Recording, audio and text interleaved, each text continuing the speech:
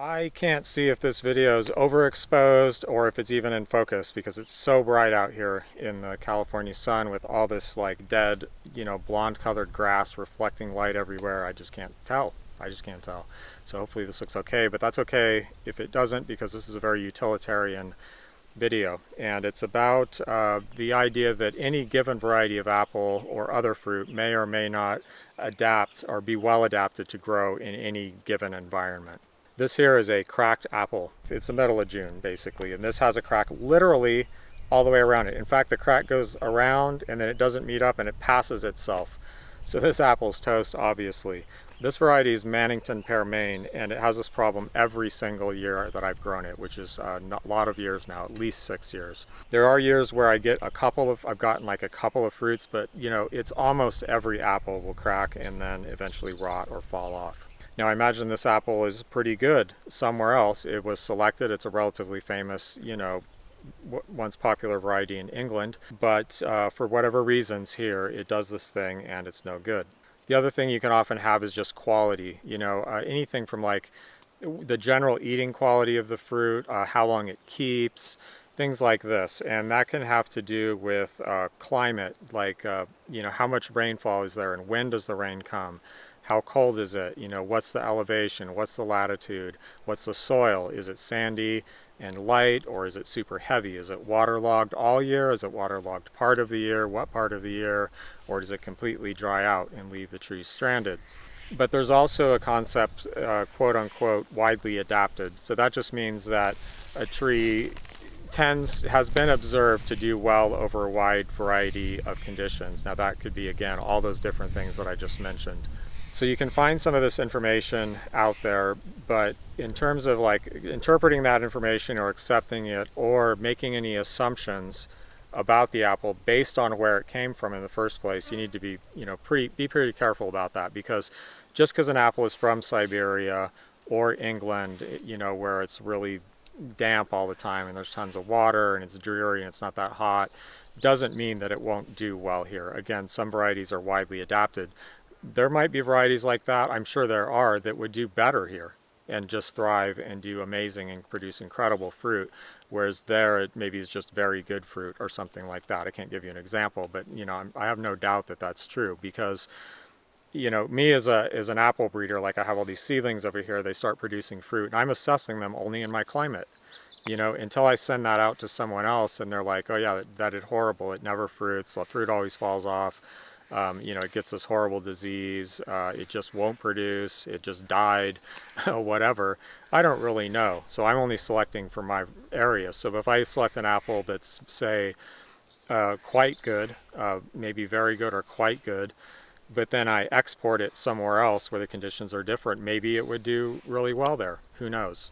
So don't make too many assumptions. I know one thing that Kevin Hauser said. He has a blog called Apples and Oranges. He grows fruit in San Diego, where there's no chill and it's very, very hot. And he said one of the things that he learned was, yeah, don't make any assumptions about where a tree will grow just because of where it came from and where else it does well.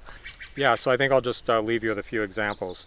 Cox's Orange Pippin, one of the most famous apples for being, there's people that will argue it's the best tasting apple in the world, period. It's been used in tons of breeding programs, not because it's a great grower, because it's an awful grower, but the flavor is so amazing that people have used it over and over and over for breeding programs or just to grow seeds out. Doesn't do that well here. It's not awful. I've had some specimens that were up to maybe very good. My mom lives not even that far over there, and it's like really similar, but I had one off her tree that was just a revelation. It's still one of the best apples I've ever had.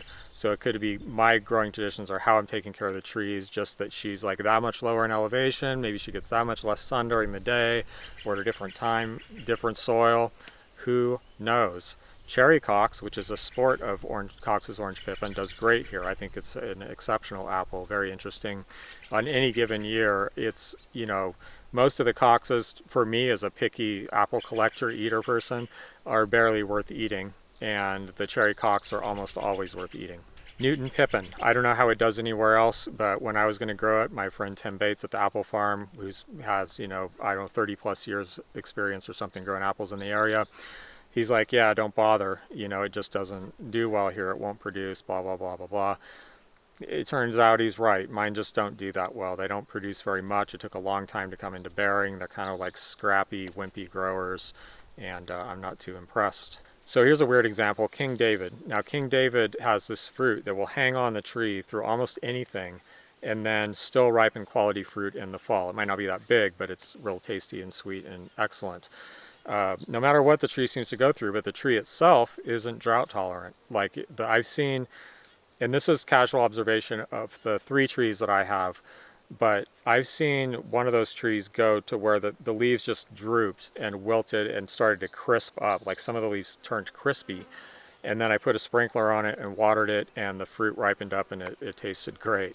So that's just a weird example of how these things can vary. Now King David is known as a southern variety.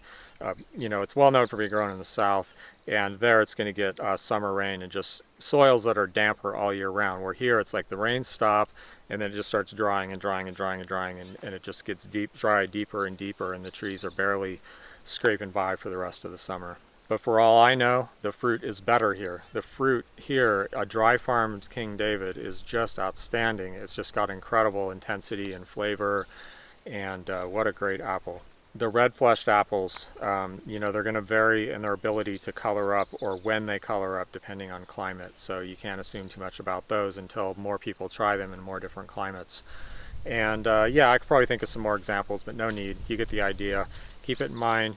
Don't believe everything you read, though. And if something interests you a super lot and you don't know anyone that's grown it in your type of climate, just try it and see if it grows, and then you can tell the rest of us. Thank you for watching, and I'm going to kill this tree because I don't need it. It doesn't produce good fruit. All the fruit cracks. I have no use for this tree, except, wait a minute. Oh yeah, I forgot. I grafted a state fair onto the top of it. That's why I haven't taken it out yet. So the top half of the tree is state fair, which it looks like is actually going to produce a couple fruits this year, which is exciting. That's an early variety that's widely praised by anyone who talks about it, it seems like. So see you later. I got to get out of the sun here and go, I don't know, do something else.